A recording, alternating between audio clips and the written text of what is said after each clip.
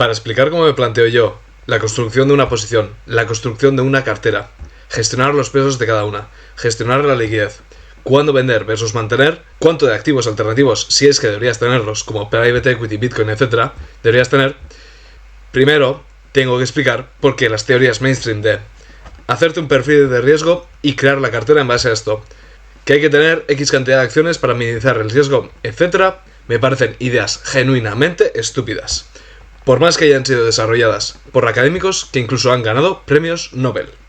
Porque nadie se ha hecho rico batiendo al mercado durante décadas. Por tanto, ignoro deliberadamente sus razonamientos para lo que luego voy a explicar, que es como me lo planteo yo. El tema del perfil de riesgo, lo que también se conoce como test de idoneidad. De eso te sacan si eres más o menos conservador o no, y por tanto te meten más de renta fija o variable, y de los activos concretos, activos más volátiles o menos. El perfil de riesgo, personalmente me pone de los nervios. Hay dos tipos de preguntas para hacértelo. Primero, sobre cuán preparado estás financieramente. Tus ingresos, la estabilidad de tus ingresos, si tienes en liquidez la cantidad suficiente para sobrevivir sin ingresos durante varios meses, lo que se llama fondo de emergencia o colchón de seguridad, el plazo en el que necesitarías el dinero que vayas a invertir, preferentemente nunca, y que sea una cosa de jubilación o acumular capital sin más. Y estas preguntas me parecen correctas, pero es que el punto es, el dinero que inviertes siempre tiene que ser dinero que no necesites para vivir. Siempre. Si no, no inviertes, no es para ti. Por tanto, es que esto no debería ser un invierto más, invierto menos, invierto en cosas más volátiles, invierto en menos. Debería ser un ¿vas a invertir solo el dinero que no vas a necesitar para vivir? Bien, entonces entras sin nadas. Desde la bolsa ha caído o bajado un 20%. Solo te importa haber comprado una buena empresa a un buen precio, no cómo varía la cotización, porque solo de lo primero depende qué bien va a ir ese dinero que no necesitas a corto plazo. El segundo tipo de preguntas que se compone el test de idoneidad son sobre cuán preparado estás psicológicamente. Te preguntan cosas como ¿qué harías si mañana tu cartera cayese un 30%? O ¿cuánta caída es lo máximo que soportarías? Y aquí está el tema de la tolerancia a la volatilidad. Y esto es una farsa. Nadie teme la volatilidad. Nadie. El miedo a la volatilidad es consecuencia de no tener ni idea de lo que se hace. Si comprases una empresa que tiene los beneficios asegurados por contrato con un cliente solvente y además tienes el teléfono móvil del directivo para preguntarle cualquier duda, pero el mercado no sabe que los beneficios están asegurados por contrato, si mañana cayese un 50% de esa acción, ¿te importaría? Evidentemente no, porque sabrías que es falso, que estaría pensando que los beneficios son inciertos cuando tú sabes que están asegurados. Por tanto, fijémonos, no existe cuán cómodo te sientes con la volatilidad. Existe cuán cómodo estás con los activos que has comprado. Con cada activo, no con la volatilidad como concepto abstracto. Por tanto, la volatilidad no te preocupa. Te preocupa solo porque no has analizado cada activo. Porque no has llegado a la conclusión de que el modelo de negocio de la empresa es tan sólido que es como si tuviese de facto beneficios presentes y futuros asegurados por contrato. Por tanto, tampoco sabes en base a qué parámetros del negocio deberías aguantar la caída para vender o evitar pérdidas. Es decir, no sabes distinguir caídas estructurales de temporales. Porque el riesgo significa que las cosas pueden ir peor que antes. Que antes de comprar, que antes de hacer X, etc. Y claro, si no sabes aquello en lo que inviertes, para ti que una acción baje mucho, o incluso que suba mucho, significa que no tienes ni idea de qué hacer. Porque no sabes si es una cosa puntual o una cosa que va a seguir durante mucho tiempo. Por tanto, para ti será malo. La volatilidad será riesgo. Pero cuando conoces el activo que posees, mejor que la media del mercado, eres capaz de trascender la cotización y ver cuál será la tendencia a años vista, aunque la cotización en ese momento no te la muestre. Por tanto, para ti, el riesgo solo será la probabilidad de que el negocio vaya a empeorar. Porque lo que hace la cotización es darte señales de si el mercado cree que va a mejorar o empeorar y cuánto. Pero tú no necesitas la opinión del mercado, porque sabes que está por debajo de la tuya, porque tu opinión es mejor al conocer la empresa mejor que la media del mercado. Por tanto, para ti el riesgo será lo único que es riesgo propiamente, que es que los fundamentales empeoren. Porque solo si eso va mal, te saldrán mal las cosas. Porque solo si eso sale mal, es que la cotización no va a caer solo durante un periodo, sino que seguirá cayendo hasta que la empresa quiebre. Un truco mental que os doy para quitaros ansiedad al ver que vuestra empresa baja, aunque ya hayáis analizado que no es un problema estructural y que la tesis se mantiene igual que cuando hicisteis la primera compra. Bueno, no te fijes en el precio o el dinero que vale tu posición en esa empresa, sino en el número de acciones que posees de esa empresa. Piensa en, soy propietario de esta empresa, tengo propiedad en esta empresa. A más acciones compre, es decir, más derechos de propiedad sobre esa empresa compre, más propietario soy y por tanto mi patrimonio estará cada vez mejor guardado. Ahí dejas de tener el foco en si vale más o vale menos para el mercado, sino que pones el foco en lo que vale para ti, que es tener propiedad en una empresa muy sólida. Y como ese valor que tiene para ti es el mismo que cuando lo compraste, porque los fundamentales son los mismos que cuando lo compraste, la cotización te da igual. Y por eso también los brokers que lo que te ponen es el dinero que tienes en cada acción no me gustan, sino que me gustan los que de inicio, con la lista de posiciones que tienes, te ponen el número de acciones que tienes en cada una. Hecho este breve comentario, el punto es, los bancos y los típicos asesores financieros te recomiendan este u otro activo, esta u otra empresa, en base a la volatilidad que tengan y la volatilidad que supuestamente tú podrías tolerar. Porque no quieren hacerte este ejercicio de explicarte bien las cosas para que tengas seguridad en la tesis. Porque realmente ellos tampoco tienen ni idea de por qué invierten en esas empresas y por tanto se guían de la volatilidad. ¿Quién eres tú para decir que esta gente con másters, doctorados, no tienen ni idea? No lo digo yo, lo dicen sus rendimientos, que con suerte superan a la inflación. No ya al mercado, a la inflación. Porque esto es lo que me enerva.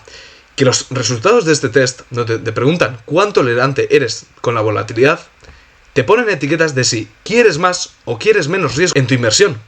Y te dicen, cuanta más rentabilidad quieras, más riesgo vas a tener que asumir. Y cuanto menos riesgo quieras, menos rentabilidad vas a tener que esperar.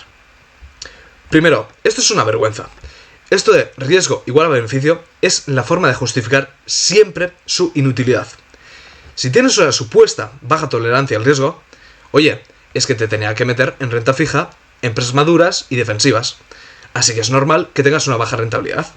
Y aquí los más sinvergüenzas te doblarían la apuesta y te dirían, no es una mala rentabilidad, es la mejor rentabilidad para tu tipo de perfil. Otra rentabilidad implicaría más riesgo, lo cual no es bueno para ti. Puede ser bueno para otros, pero no tienes que compararte con esos otros, con la rentabilidad que hayan conseguido esos otros, porque no eres igual que ellos. Pero luego, si tienes alta tolerancia al riesgo, si las cosas van mal, no la volatilidad, sino pérdida permanente de capital, que las cosas vayan mal, te dirán que es cosa tuya, porque querías asumir más riesgo. Yo te he tenido que meter en estas cosas con riesgo de que vayan mal, porque es la forma de conseguir mucha rentabilidad, que es lo que me pediste. Si me hubieses dicho otra cosa, yo te hubiera metido en otra cosa. Es la forma de cobrar a la gente por su dinero y a la vez que tú no tengas que hacerte responsable de nada. La responsabilidad es siempre de otros. Y segundo, esto es una vergüenza, porque es mentira. Es cuestión de pensar un poco. ¿Cómo harías para ganar el máximo dinero con una inversión? El mejor escenario posible. Pues bueno, que sea una empresa extraordinaria, que crezca muchísimo y que esté muy bien gestionada y además la hayas comprado muy barata. ¿Cómo harías para nunca perder dinero con una inversión? Invertirías en empresas extraordinarias, que crezcan, muy bien gestionadas y que estén baratas. Es lo mismo. Por eso Warren Buffett ha conseguido una rentabilidad anualizada del 20% durante 60 años, al tiempo que te dice que la regla número 1 de la inversión es no perder dinero nunca, y que la regla número 2 es nunca olvidarse de la número 1. Porque no hay contradicción. Es lo mismo. Y aquí alguien podría decir que querer empresas extraordinarias resulta evidente. Pero que si tu objetivo es preservar capital, lo de que crezcan o que estén baratas te da más o menos igual. Mientras que si tu objetivo es la máxima rentabilidad, sí te importa e incluso lo puedes primar por encima de la calidad del negocio. Bueno, esto es falso. Primero, respecto a que coticen barato. Si vas a comprar un móvil y quieres minimizar la probabilidad de que pagues más del valor que vas a conseguir, vas a comprar un móvil con muy buenas características, pero tratar de pagar el precio más bajo posible. Porque así, si funciona mal, en el tiempo que haya ido bien, ya habrás recibido más valor del que has pagado. Por tanto, será una compra decente. Es decir, comprar barato es una forma de reducir muchísimo el riesgo de la inversión. Y si funciona bien, vas a haber comprado un chollo. Por tanto, vas a tener una muy buena rentabilidad. Por eso, el comprar barato funciona en ambas cosas, porque son dos caras de la misma moneda. Minimizar riesgo y maximizar rentabilidad son dos caras de la misma moneda. Cuando Buffett decía lo de no pierdas dinero, acto seguido te decía que eso se hace comprando barato. Y comprando barato también es que consigues mucha rentabilidad. Segundo, respecto a que crezcan, este debate ya debería haber terminado hace más de 3 décadas, cuando Buffett, en 1992, explicó que, cito, la distinción entre value investing y growth investing es absurda. Crecer es un componente del valor. Termino la cita. Y explico. Si una empresa crece, el valor como accionista aumenta. Y por tanto el riesgo de que hayas hecho una mala inversión cae, porque habrás recibido más de lo que hayas pagado. Es evidente, y por eso en cualquier valoración lo que se hace es tener en cuenta cuánto crecimiento va a tener la empresa. Porque te descuentas todos los free cash flows que se tendrá desde que compras hasta la eternidad, y ahí entra el crecimiento. Barato es siempre relativo. Relativo a cuánto valor recibirás, y cuanto más crezca, más recibes. Por tanto, una empresa que crezca es una forma de reducir el riesgo, porque significa que de facto habrás pagado menos, que habrás comprado cada vez más barato. Porque cada vez que el beneficio sube, es como si el múltiplo que pagaste bajase. Incluso si tu objetivo es puramente preservar capital, vas a querer que tu empresa crezca. Primero, porque toda empresa en algún momento va a quebrar. Toda. Por tanto, en el tiempo previo a eso, quieres que tu acción suba, para que en la caída final puedas vender un poco antes y no vayas a asumir ninguna pérdida significativa respecto al momento en que compraste, sino que incluso hayas batido al mercado en ese periodo, incluso con la caída final. Segundo, porque que crezca es símbolo de que cada vez provee más valor a la sociedad, mientras que el que esté estancada es muestra de lo contrario, que por tanto su posición competitiva puede verse dañada y por tanto no ser una empresa tan segura. En cambio, cuando supuestamente eres muy conservador, te meten en empresas estancadas y mediocres con la excusa de defensivas, porque de nuevo no saben invertir, porque no saben analizar empresas una por una. Cuñadean, usan generalidades como que las tecnológicas tienen más riesgo, cuando serán algunas tecnológicas, porque Meta, Google, Amazon, Microsoft son infinitamente más seguras que la típica empresa defensiva. Pero como su volatilidad es incluso mayor que la media del mercado, te dicen que son riesgosas. Incluso más riesgosas que la empresa media del S&P 500 porque tienen más volatilidad que el S&P 500, lo cual es absurdo. ¿Por qué? Porque ya hemos visto antes, la volatilidad no tiene nada que ver con el riesgo. La volatilidad tiene que ver con cuántas veces se ven afectadas por narrativas, etc. Y claro, las tecnológicas, encima grandes, no tienen otra cosa. Pero si vas al fondo, son extremadamente sólidas. Y por tanto su riesgo real es mínimo. Precisamente lo que esta gente no entenderá en su vida, porque no se adentra en las empresas y confronta todas las objeciones una por una hasta que llegas a una conclusión clara de si es una buena empresa, una empresa sólida o no. Por tanto, las conclusiones se las dan las narrativas y la cotización que siga a esas narrativas, no el negocio subyacente. Es que solo tienes que ver sus argumentos donde en tu perra vida te van a dar motivos sólidos, sino gráficos irrelevantes y te van a decir, ¿y si empeora? ¿Y si no? ¿Y si sale bien? ¿Y si no? Sin concretar ningún motivo por el que podría ir bien o mal. Es que me enerva. Y aquí alguien me podría decir, pero las empresas que crecen mucho tienen mucho riesgo de dejar de crecer y que por tanto otro se lo coma, etc. Por tanto, sí habría esa distinción entre preservar capital y aumentarlo. Pues no. Es que aquí me estás metiendo otro problema. Y es que no sabes analizar cuál será la posición competitiva que tendrá en el futuro. Por tanto, no sabes cuál será el crecimiento real. Por eso, el fondo Venture Capital medio, es decir, los fondos que invierten en startups, tienen rendimientos horrorosos. Pero hay unos pocos que lo hacen extremadamente bien y unos pocos, un poco más, que lo hacen suficientemente bien. Porque esos pocos son los que se compran los pocos negocios que sí van a tener una buena posición competitiva que les permita crecer realmente. Por tanto, que haya pocas probabilidades de que la cosa vaya mal, riesgo. Y por tanto, muchas de que vaya bien, rendimiento, dos caras de la misma moneda. Tercero, otra trampa es el tema de las small caps, que está un poco relacionado con esto del crecimiento y la infravaloración. la idea por la que parece que sí habría distintos perfiles, en el sentido de que si quieres máximo rendimiento, tienes que invertir en small caps por lo menos una parte de la cartera, pero que si quieres preservar capital, no tendrías por qué. De nuevo, esto es falso. Se invierte en small caps para encontrar empresas con más crecimiento e infravaloración.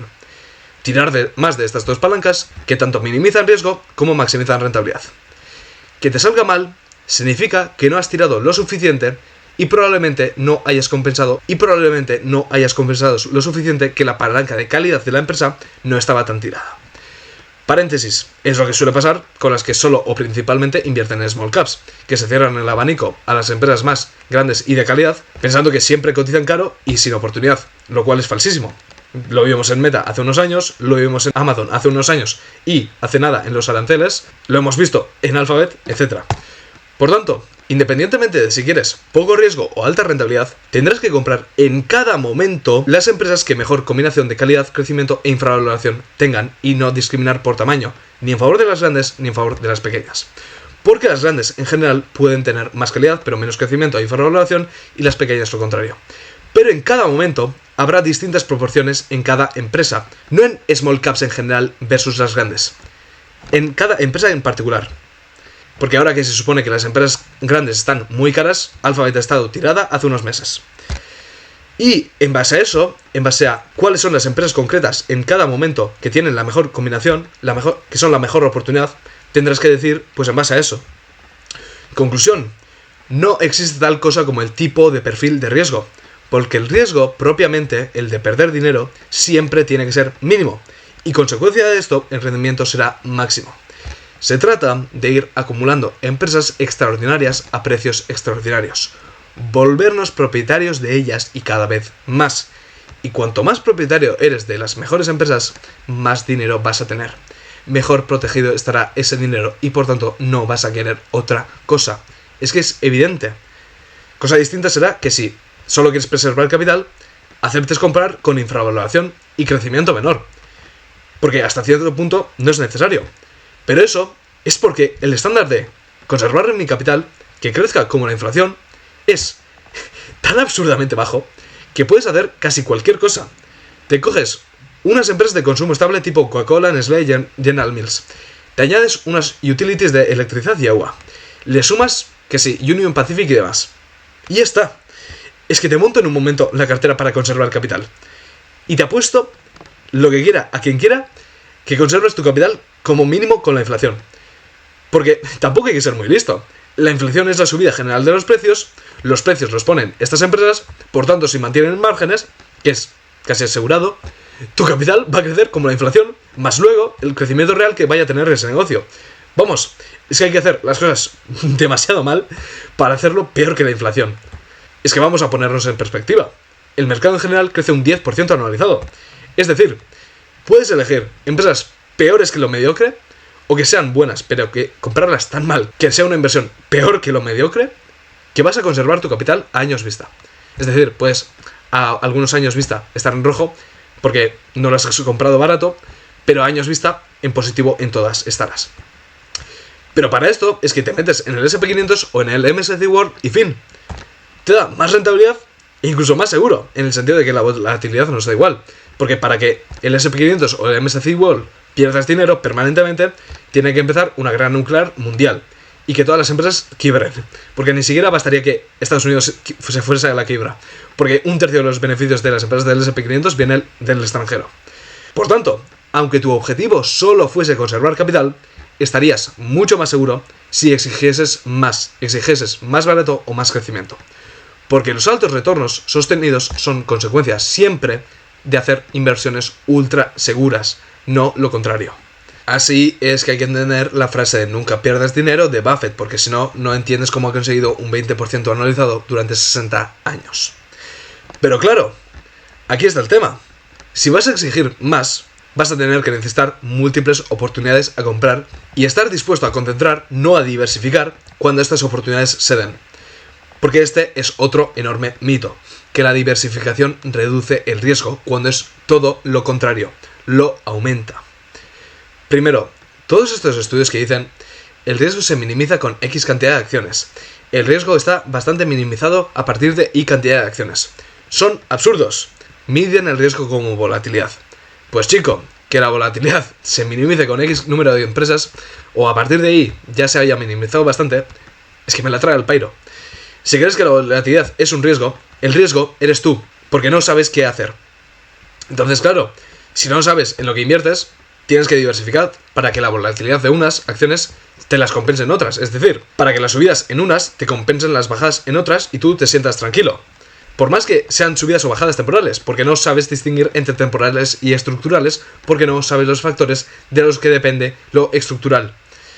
Pero si tienes una de las mejores empresas del mundo, comprada a un precio de una empresa mediocre, y tú eres consciente de esto, ¿qué te importa a ti si mañana sube o baja? Es que... Segundo, el otro argumento en favor de diversificar es que no tienes que poner todos los huevos en la misma cesta. Que si alguna inversión te sale mal, no vayas a perder mucho dinero. Bueno, esto es falso. Podéis hacer los cálculos vosotros mismos. Si asumimos misma rentabilidad media en las acciones en las que acertamos y misma rentabilidad media en las acciones en las que erramos. Misma probabilidad de acertar y errar. Misma frecuencia para rotar posiciones en la cartera. El resultado final es el mismo. Es una cuestión de si quieres errores gordos infrecuentes o errores pequeños todo el rato.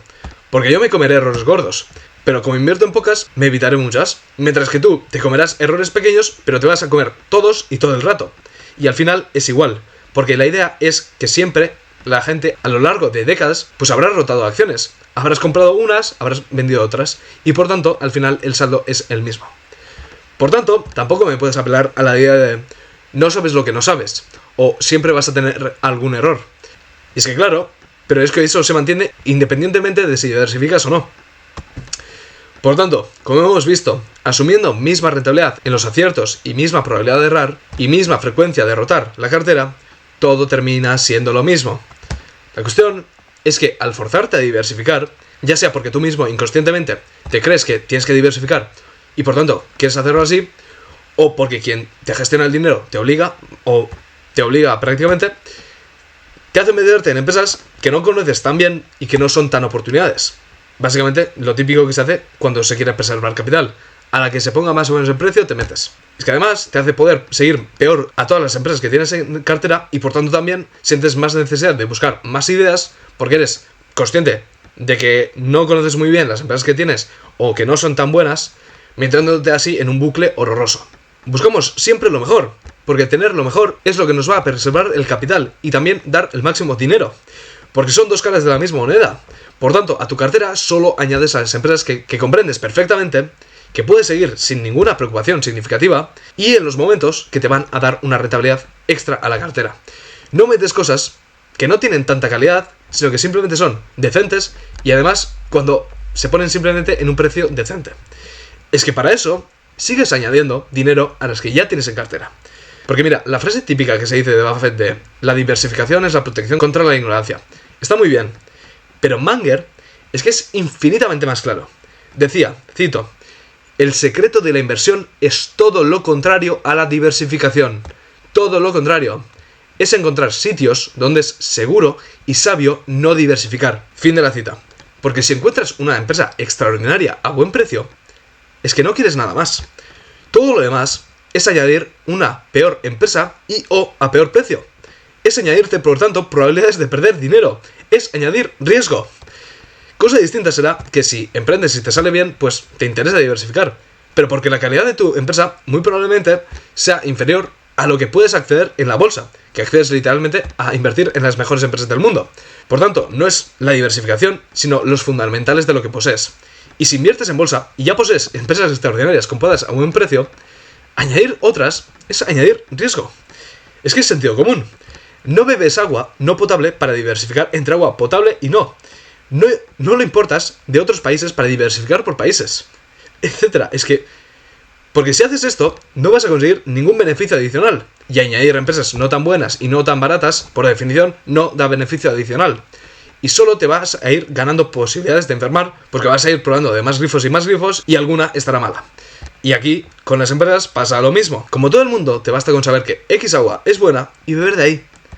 Así, en los cálculos que hemos hecho antes, si asumimos que tu rentabilidad media es un punto porcentual más alta en las acciones que aciertas porque concentras más en las mejores acciones, o te evitas algún error, Quien concentra gana la partida y preserva mejor su capital.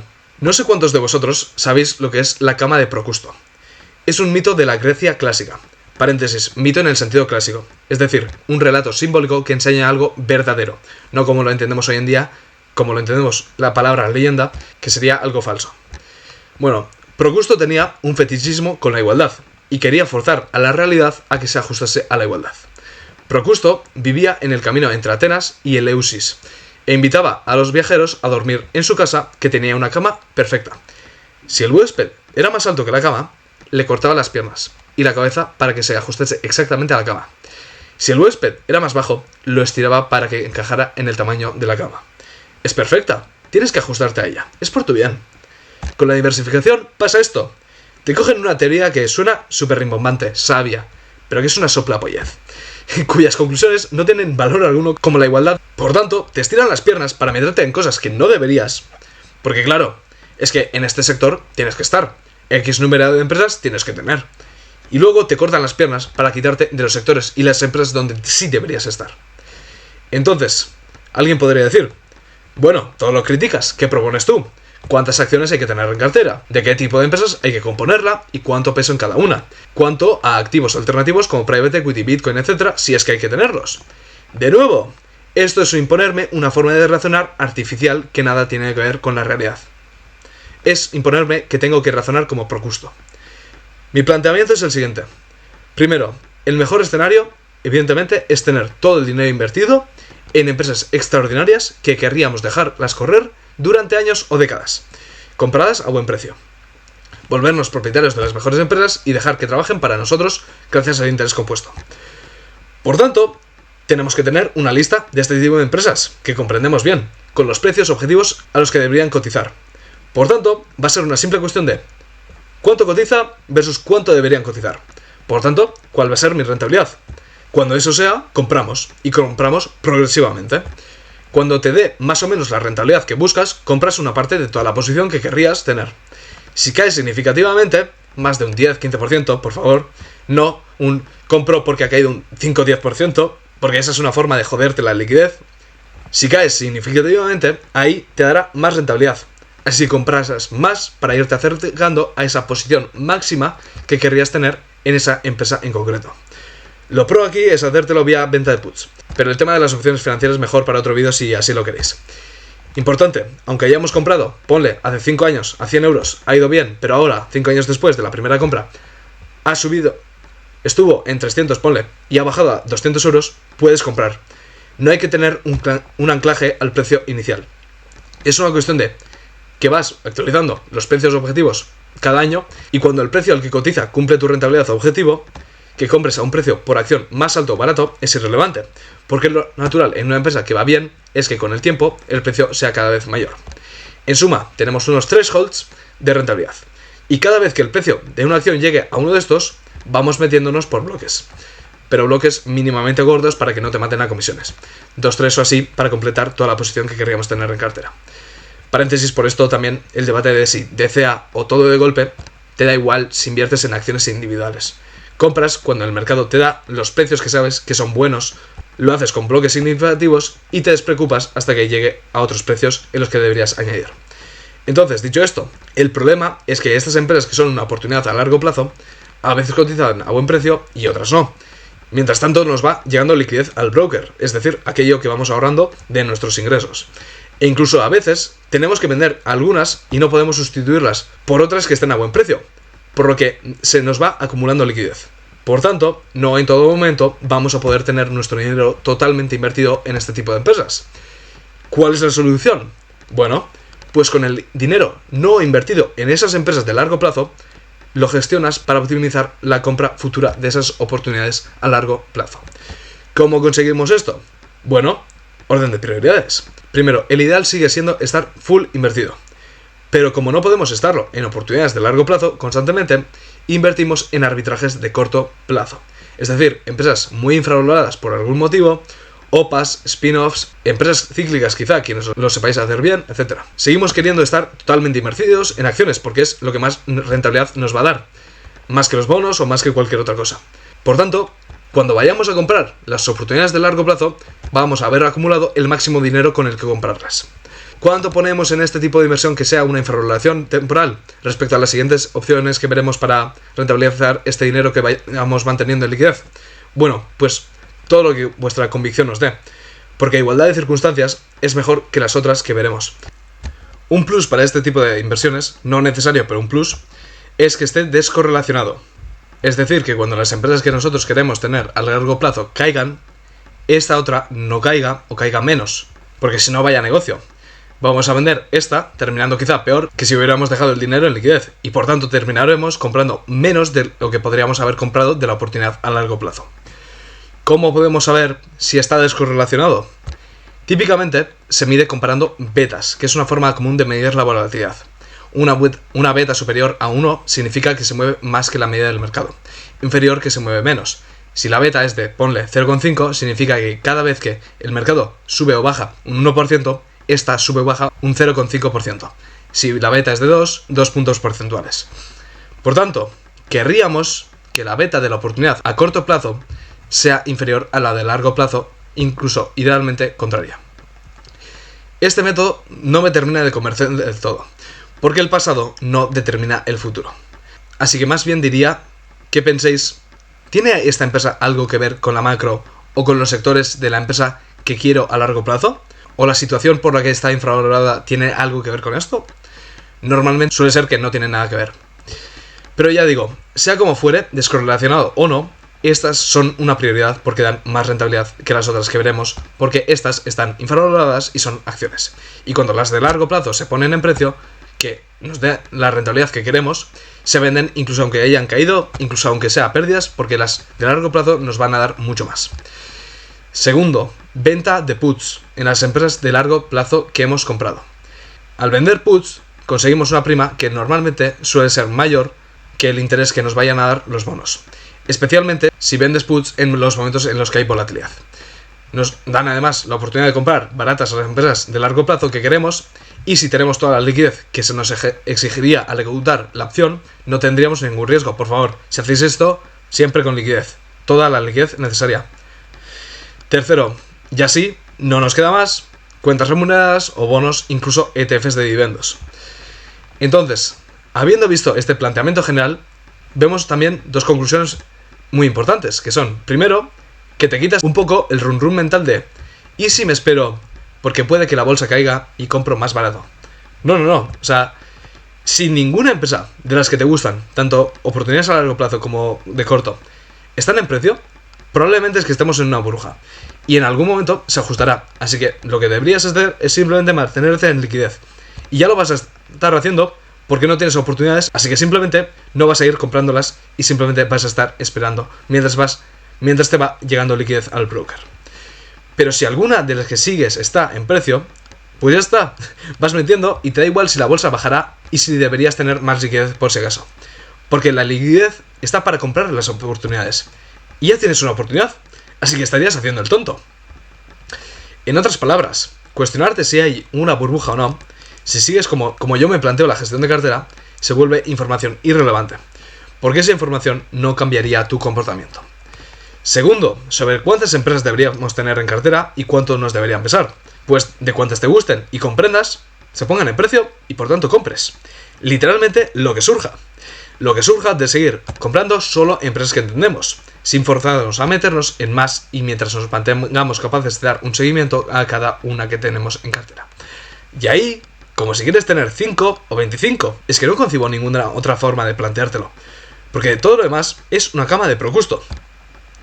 Y habiendo visto todo esto, también me sirve para los activos alternativos que surgen ahora como Private Equity, Bitcoin, etc.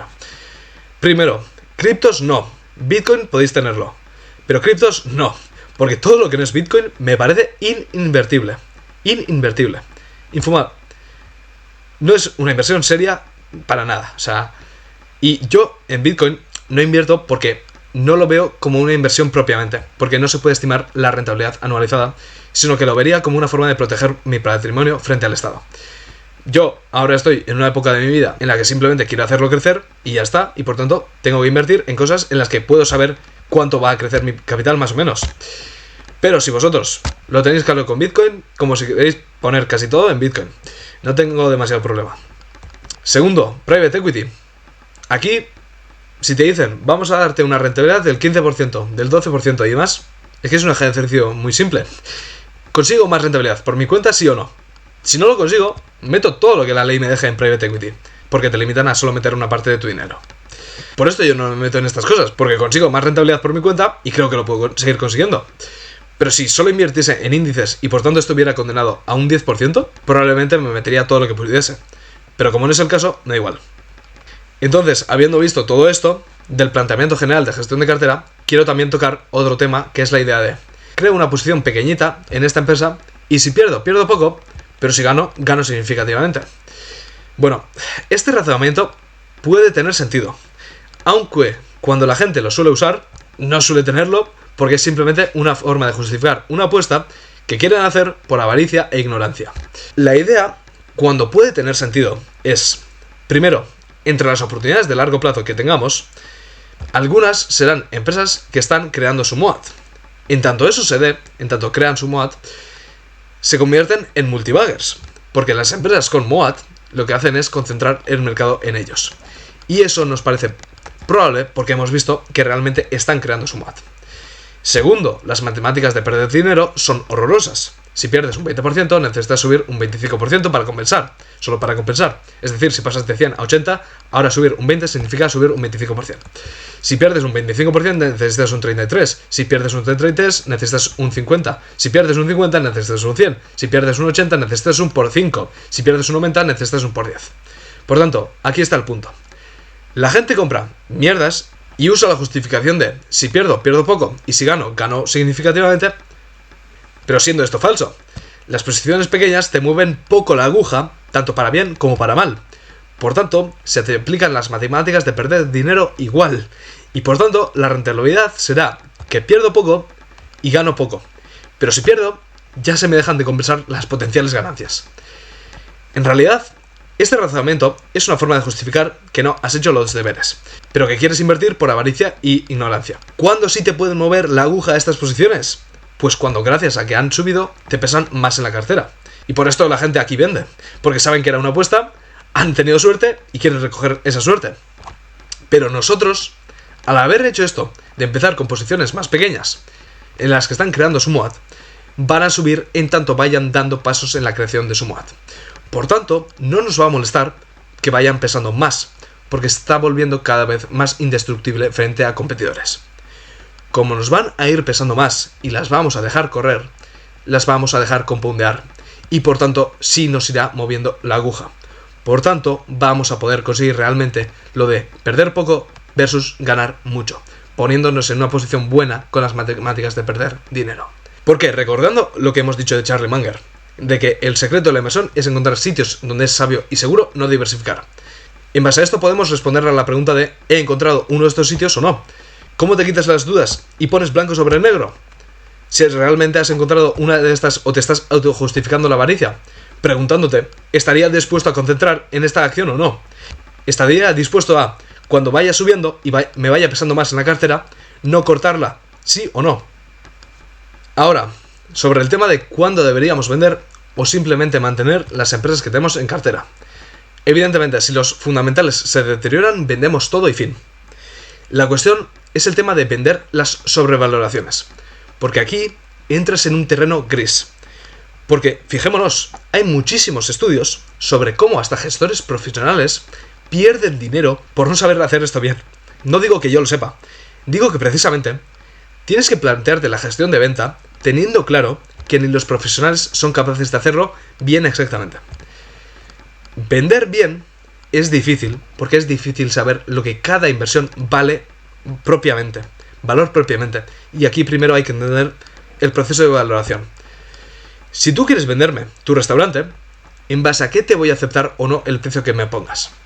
En base a todos los beneficios que conseguiré del restaurante ahora que me vuelvo el propietario.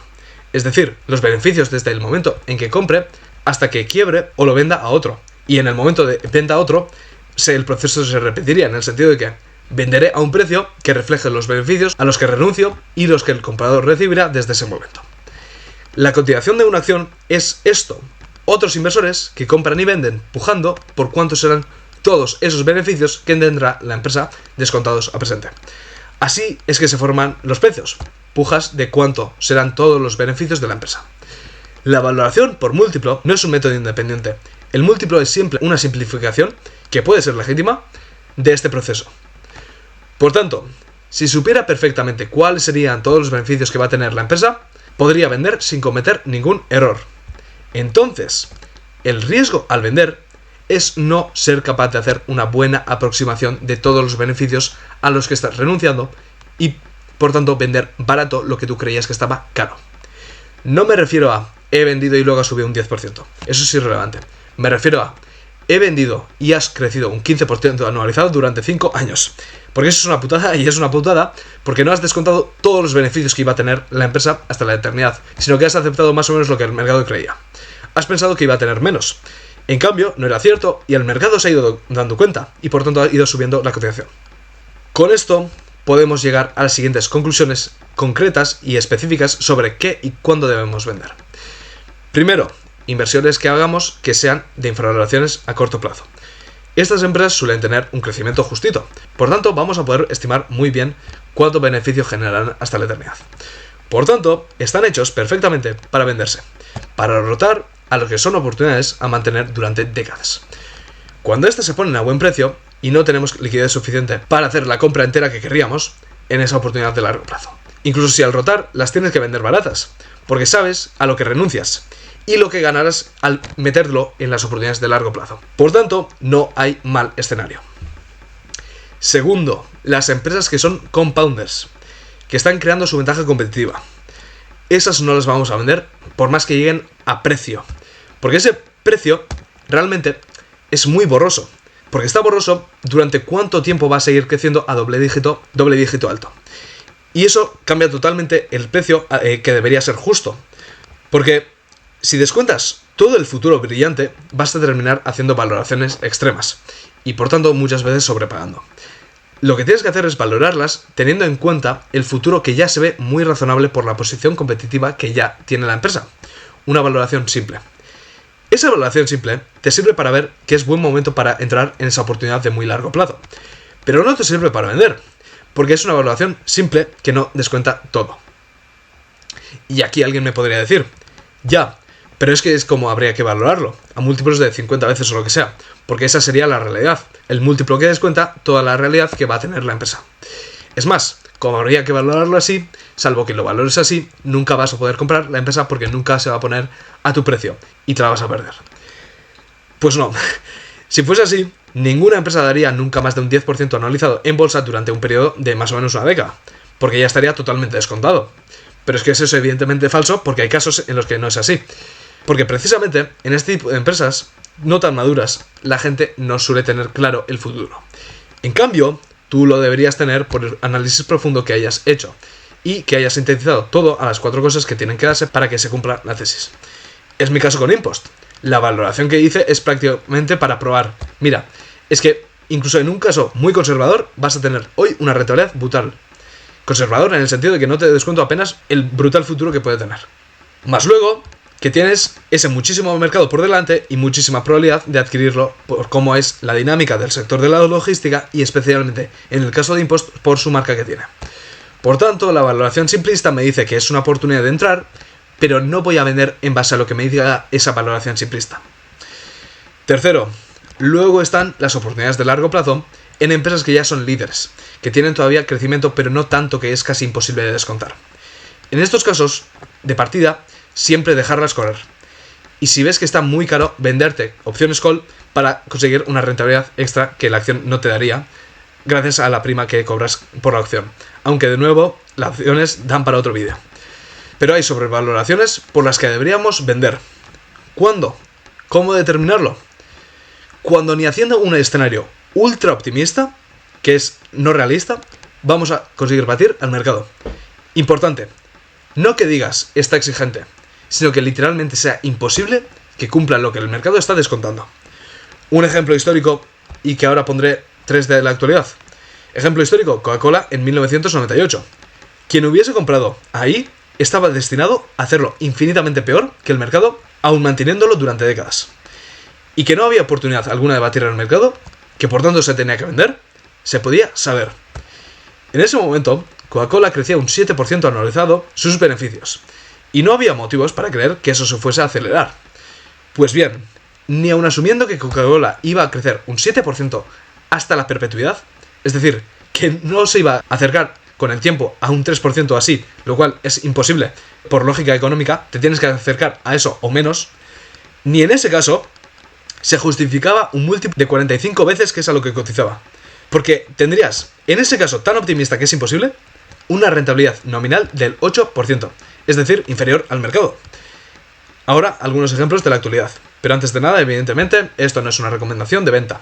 Es una opinión particular de un chaval de 21 años que está estudiando en la universidad y solo lleva 2 años y pico invirtiendo. Primero, Ferrari. Sobrevaloradísimo, aunque haya caído un 20%. En el último Investor Day dijeron que crecerían el free cash flow un 7% anualizado hasta 2030. Bien, pues aun si asumimos que lo van a cumplir y van a crecer un 7% anualizado hasta la eternidad, lo cual es inviable por pura lógica económica, el múltiplo justo sería de 35 veces y no de 40 veces, que es a lo que sigue cotizando. Es decir, lo máximo a lo que podrías aspirar es al 9%, es decir, ni igualar al mercado.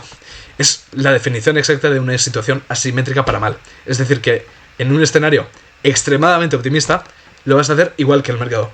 Pero en todo lo que no es este escenario, vas a hacerlo peor. Segundo, Apple, que se espera que crezca un 8% anualizado en los próximos años. Y se metes que al entrar en madurez, lo cual todas las empresas tienen que hacer por pura lógica económica, que vaya a tener un crecimiento del 5% anualizado, lo cual es imposible por pura lógica económica, en este momento conseguirías un 8%, lo cual es ni igualar al mercado. Tercero, Costco, una empresa de supermercados brutal, pero que cotiza hoy a 55 veces free cash flow y que se estima que crezca un 9% anualizado en los próximos años. Pues bien, ni aun poniéndote que en madurez vaya a crecer un 7% anualizado, lo cual es imposible económicamente, te justificas este múltiplo, porque consigues un 8% anualizado, lo cual es ni igualar al mercado. Entonces, habiendo entendido esto sobre cuándo vender y cómo vender, podemos entender ahora cómo rotar y rebalancear las distintas posiciones que tengamos. Primero, las que son oportunidades de corto plazo las rotamos siempre que las oportunidades de largo plazo se pongan a buen precio y necesitemos liquidez para ellas. Segundo, las compounders, no las rotamos nunca. Si acaso, rebalanceamos sin vender posición. Es decir, nos va entrando liquidez naturalmente de lo que vamos ahorrando y la vamos poniendo en las otras empresas que nos parecen una oportunidad. Tercero, las que son oportunidades de largo plazo ya líderes y más estables. Para rotar, solo cuando te falte liquidez o de dónde sacar liquidez suficiente para construir una posición en una oportunidad de largo plazo que se haya puesto a precio. Vendes un poco de la que se tiene que dar un escenario más optimista para que se justifique la valoración a la que cotiza. Y luego, para rebalancear, nunca, como con las compounders, no pretendo rebalancear vendiendo posiciones porque, como he explicado, no pretendo diversificar. Ahora sí, esto ha sido todo, y si queréis saber cómo planteo yo la valoración, porque con eso también vais a poder entender mejor lo que está implícito en este vídeo sobre cuándo comprar y cuándo vender, podéis ver el vídeo completo que subí hace una semana, porque ahí además conseguiréis una plantilla con la que podréis valorar rápidamente cuál debería ser el múltiplo de cada acción.